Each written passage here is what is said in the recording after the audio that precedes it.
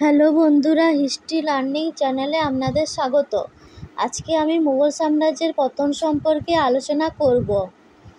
প্রায় 2 শতাব্দী ধরে মুঘল সাম্রাজ্য বিশ্বে শক্তি, সমৃদ্ধি ও খ্যাতিতে গৌরবোজ্জ্বল স্থান অধিকার করেছিল। 1526 খ্রিস্টাব্দে বাবর কর্তৃক প্রতিষ্ঠিত সাম্রাজ্য আকবর, জাহাঙ্গীর, শাহজাহান, ঔরঙ্গজেব প্রভৃতির আমলে বিশাল আকার ধারণ করে। মধ্যযুগে ইতিহাসের আয়তন, সম্পদ ও সামরিক শ্রেষ্ঠত্বের বিচারে মুঘল সাম্রাজ্য পৃথিবীর মধ্যে শ্রেষ্ঠত্ব অর্জন করেছিল। মুঘল বংশের শেষ পরাক্রমশালী সম্রাট ছিলেন ঔরঙ্গজেব। ঐতিহাসিক ভিনসেন্ট স্মিথ বলেছেন যে মুঘল সাম্রাজ্যের পতন এমন এক অস্বাভাবিকভাবে ঘটে যে তা বিস্ময়কর মনে হতে পারে, কিন্তু ইতিহাস অনুরাগী সকলেই জানেন যে মুঘল সাম্রাজ্যের পতনের সূচনা দীর্ঘকাল ধরে দেখা গিয়েছিল। সম্রাট শাহজাহানের রাজত্বকাল অর্থাৎ সপ্তদশ শতকেই মুঘল সাম্রাজ্যের অবক্ষয়ের সূচনা হয়। ঔরঙ্গজেবের আমলে এই সাম্রাজ্যের পতনের লক্ষণগুলি আরও স্পষ্ট হতে দেখা যায় এবং তার মৃত্যুর পর এই সাম্রাজ্য ধ্বংসের দিকে এগিয়ে যায়। মাত্র 50 বছরের মধ্যে মুঘল সাম্রাজ্য দিল্লি ও তার নিকটবর্তী অঞ্চলের মধ্যে সীমাবদ্ধ হয়ে পড়ে। রাজনৈতিক, অর্থনৈতিক, প্রশাসনিক, সামরিক ও সামাজিক ক্ষেত্রে দ্রুত অবক্ষয়ের ফলে মুঘল সাম্রাজ্য ভাঙনের ধারা ত্বরান্বিত হয়েছিল এবং সাম্রাজ্যকে অনিবার্য পতনের মুখে ঠেলে দিয়েছিল। ডক্টর বিপিনচন্দ্রের মতে ক্রমিক অবক্ষয় মুঘল সাম্রাজ্যের পতনের অন্যতম বৈশিষ্ট্য। সাম্রাজ্যের বিশালতা মুঘল সাম্রাজ্যের পতনের অন্যতম কারণ। সুদূর কাবুল ও কান্দাহার থেকে পূর্ববঙ্গের শেষ প্রান্তে এবং উত্তরে কাশ্মীর থেকে দক্ষিণে মহীশূর পর্যন্ত গড়ে ওঠা সাম্রাজ্যে সুশাসন পরিচালনা করা অত্যন্ত কঠিন কাজ ছিল। ঔরঙ্গজেবের পরবর্তী শাসকদের অযোগ্যতায় সাম্রাজ্য দুর্বল হয়ে পড়েছিল। মুঘল যুগে উত্তরাধিকারী আইন না থাকায় সিংহাসনকে কেন্দ্র করে দ্বন্দ্বের সৃষ্টি হতো। শাহজাহানের জীবিতকালেই তার 4 পুত্রের মধ্যে সিংহাসনকে কেন্দ্র করে বিরোধ দেখা দেয়। উত্তরাধিকার সংক্রান্ত দ্বন্দ্বের ফলে সাম্রাজ্যের ঐক্য ও সংহতি বিনষ্ট হয়েছিল।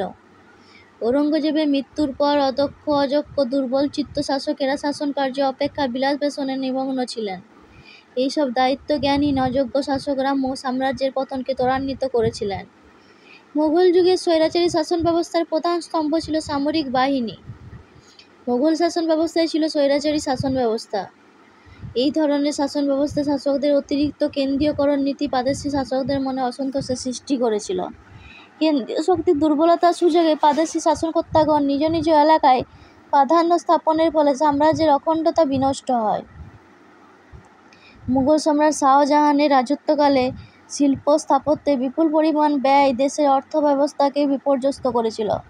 তিনি সুরম্য প্রাসাদ, অট্টালিকা, বিভিন্ন স্মৃতিসৌধ নির্মাণ করে রাজকোষ প্রায় শূন্য করে ফেলেন।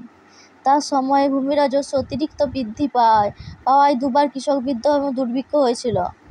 আধুনিক গবেষক ডক্টর গৌতম পতন শাহজাহানের সময় থেকেই শুরু হয়েছিল। ঔরঙ্গজেবের পরবর্তী শাসকদের দুর্বলতার সুযোগে আমির ওমরাওগণ নিজ কর্তব্যে অবহেলা করতে শুরু করেন।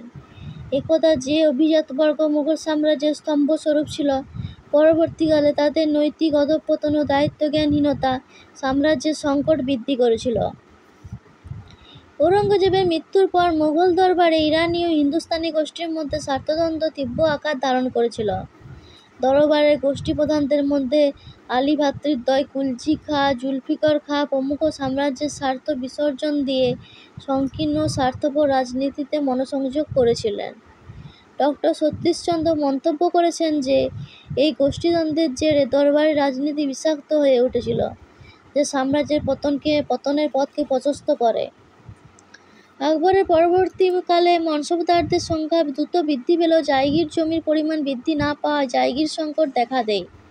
তাছাড়া জায়গিরদাররা রাজস্ব আদায়ের জন্য ইজরাদার নিয়োগ করতেন। ইজরাদারদের নির্লজ্জ অর্থলোলুপতার ফলে সাম্রাজ্যের দুর্নীতি ঘনিয়ে আসে। মুঘল যুগে ভূমি রাজস্বের পরিমাণ মাত্রাতিরিক্ত বেশি হয় প্রজাদের দুর্দশার সীমা ছিল না। এই যুগে কৃষক, শ্রমিক, শিল্পী, কারিগর প্রমুখ অত্যন্ত দরিদ্র জীবনযাপন করত। এই দরিদ্র অসহায় কৃষকেরা মাঝে মাঝে বিদ্রোহ করত। এছাড়া এই সময় কৃষিরও বিশেষ উন্নতি ঘটেনি, ফলে কৃষক অসন্তোষ সাম্রাজ্যের পতনের অন্যতম গুরুত্বপূর্ণ কারণ ছিল। মুঘল শাসকদের মধ্যে একমাত্র আকবর ছাড়া আর কোনো সুলতানই নৌবাহিনীর গুরুত্ব উপলব্ধি করতে পারেননি। নৌশক্তির অভাব মুঘল সাম্রাজ্যের পতনের অন্যতম কারণ ছিল। ঔরঙ্গজেবের ধর্মান্ধ নীতির ফলে সাম্রাজ্যে সর্বত্র বিদ্রোহ দেখা দিয়েছিল। এই সময় সীমান্ত প্রদেশে উপজাতি বিদ্রোহ, রাজপুত, জাট, সতনামি, বুন্দেলখণ্ড ও শিখ বিদ্রোহ সাম্রাজ্যের পতনকে ত্বরান্বিত করেছিল। অভ্যন্তরীণ দিক থেকে সাম্রাজ্যের পতন যখন আসন্ন, তখন বৈদেশিক আক্রমণকারী নাদির শাহ ও আহমদ শাহ আবদালির ক্রমাগত লুণ্ঠন অত্যাচার সাম্রাজ্যের উপর মরণ আঘাত এনেছিল। এই ভাঙনের শেষ পর্যায়ে দুর্বল রন্ধ পথে ইংরেজ বণিক শক্তি রাজশক্তি রূপে আত্মপ্রকাশ করেছিল এবং মোগল সাম্রাজ্যের শেষ চিহ্নটুকু মুছে দিয়েছিল। নমস্কার, ভিডিওটি ভালো লাগলে চ্যানেলটি সাবস্ক্রাইব করুন।